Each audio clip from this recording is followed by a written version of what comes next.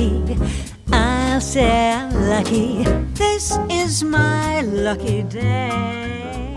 Welcome to a new edition of the Neon Jazz interview series with veteran jazz singer Linda Purl. We talked to her in May 2020 about quite a bit. She was born in Connecticut, grew up in Japan, and became the only foreigner to have trained at the famous Toho Geino Academy. She has quite a road in jazz etched so far, and there's so much more to do. Enjoy. Thank you for taking some time out for Neon Jazz today. Well, of course. Thanks for having me. Are you kidding? You're doing us a favor. So talk to me a little bit about what you're doing during this time to kind of keep yourself creatively satiated. I've been painting, and not that any of it's any good, and I write a little blog, and so that's been fun to do. I've been doing a little part of a little series. It's an ensemble thing called Viral Vignettes with my darling lifelong pal Donnie Most. So, we shoot it on Zoom, and there are a whole bunch of people doing a part of the show. So that's fun, and we're learning. I mean, it took us, I think, 4 hours to shoot a 15-minute episode the other day. And I'm getting ready to film a one-woman play I've done on and off for the last several years called Year of Magical Thinking. It's Joan Didion's one-woman show about, metabolizing grief. And I will say that it's been harder to get the lines back into my head just because I've got sort of quarantine brain. I'm like, I don't really want to do that now. And, it's just it's been harder to pull focus. But I love the play, and I'm grateful that the Actors Fund is letting us do it as a benefit for them. So we're going to film that next week. And, otherwise just taking it a day at a time. If I think about what we're in for in the year ahead, I just spiral right down. It's just so overwhelming. But, the truth is we don't really know what the new normal is going to be. And, looking at history, people tend to survive. Societies tend to survive these things, and they come out of them. So, however, eventually that happens. So you had an interesting upbringing. You were born in Connecticut, raised in Japan. Talk to me a little bit about your childhood and how jazz became your life. Well, my parents loved music, and so there was something playing on the turntable most of the time, and my folks had a penchant for Broadway musicals and jazz. And, they loved living in Japan, as did I, but I think it allowed them to stay connected in some ways to their culture. There was no television, and there was one radio station, the Far East Network. So music was just a constant in our home. And also, the Japanese have always been great fans and aficionados, particularly of American jazz. So, folks were around. Helen Merrill lived there for a long time, and she was married to a UPI, a news journalist there.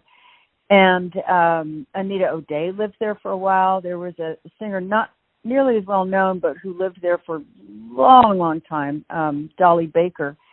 And, it was a small foreign community, even a smaller American community there. So it was a very social time, and people would, they would come through our house. So Dolly Baker was over a lot, and we had a piano, and anyway, it was just the artists and sometimes artists would be staying at our house. You just never knew who was going to show up for breakfast. We had Fulbright scholars, dancers, sculptors, painters, that kind of thing, who would be living at the house. So it was a very art fluid atmosphere, and music was a part of it. What was the first live jazz show you ever saw that really inspired you? Oh, Dolly Baker. Yeah.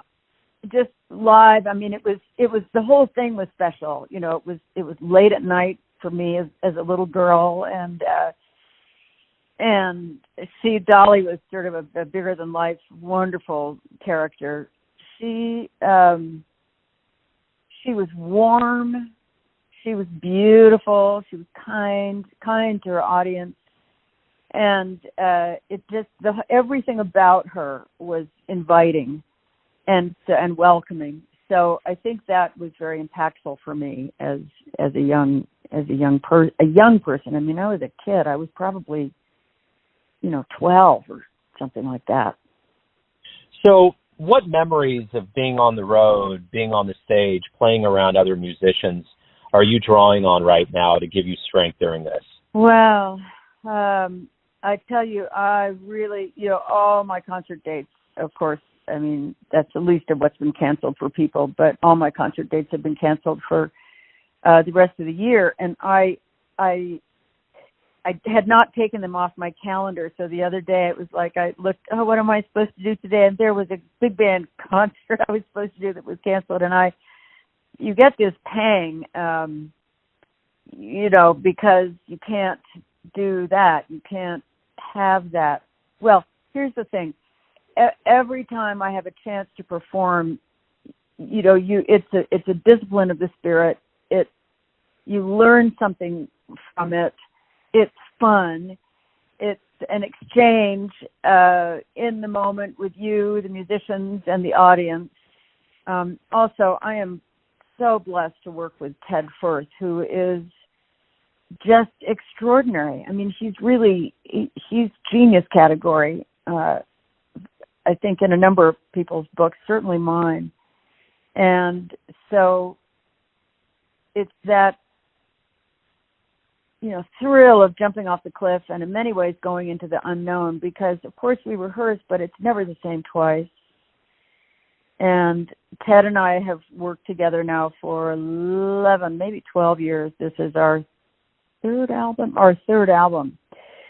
So there's a connectivity between us and an understanding musically, that a patina that is kind of built up, between us, that I cherish.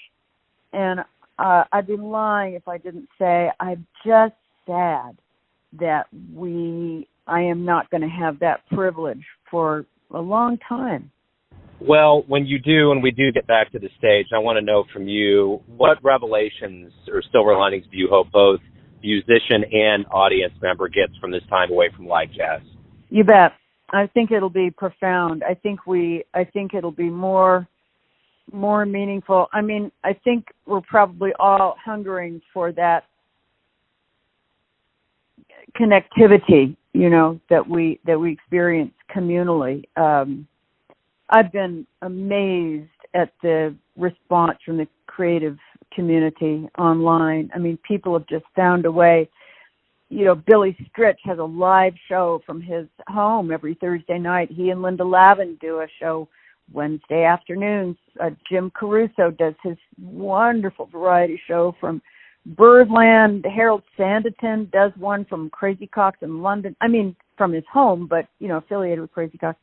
Who else? Oh, Billy Hinchy, wonderful rock and roll guy, guitarist for the Beach Boys for years, and Dino, Desi, and Billy. And he does a show from his home in Vegas every Saturday night. And there's stories, and there's no fuss, there's no artifice. Somehow when folks, as we are, you strip down to just you in your apartment or in your home, as we experienced in the Sondheim birthday celebration. I mean, the simplicity of it was so comforting and so elegant. All of that is good and well, but it doesn't really take the place of being in a club or a venue together and sharing that experience. So I think, I think I know I will certainly crave that. I miss being on stage, and I miss being in the audience. I miss them both. So why do you love? I had studied ballet as a little girl, and for a long time, and then in my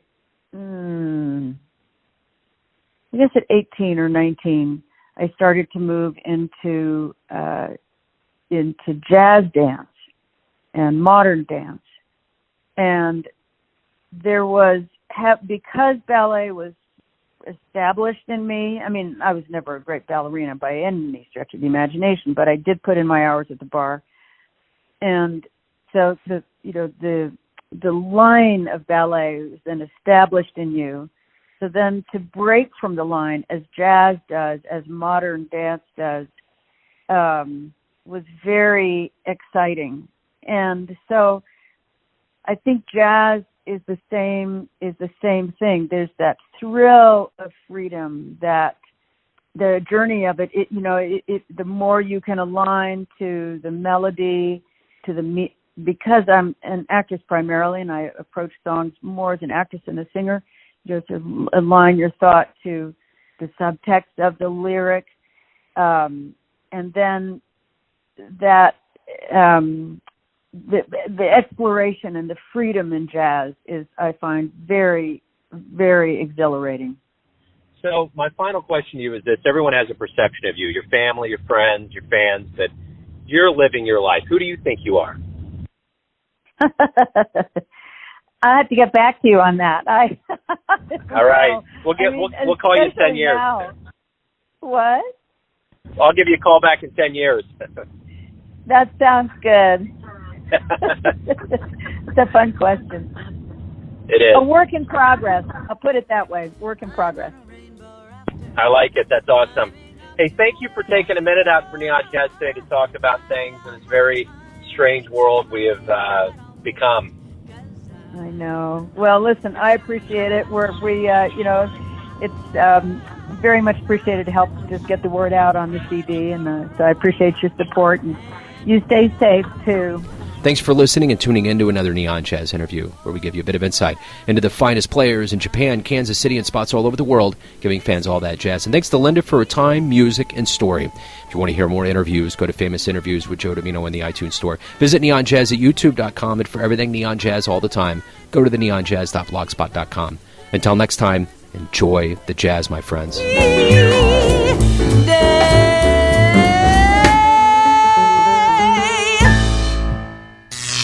Neon Jazz.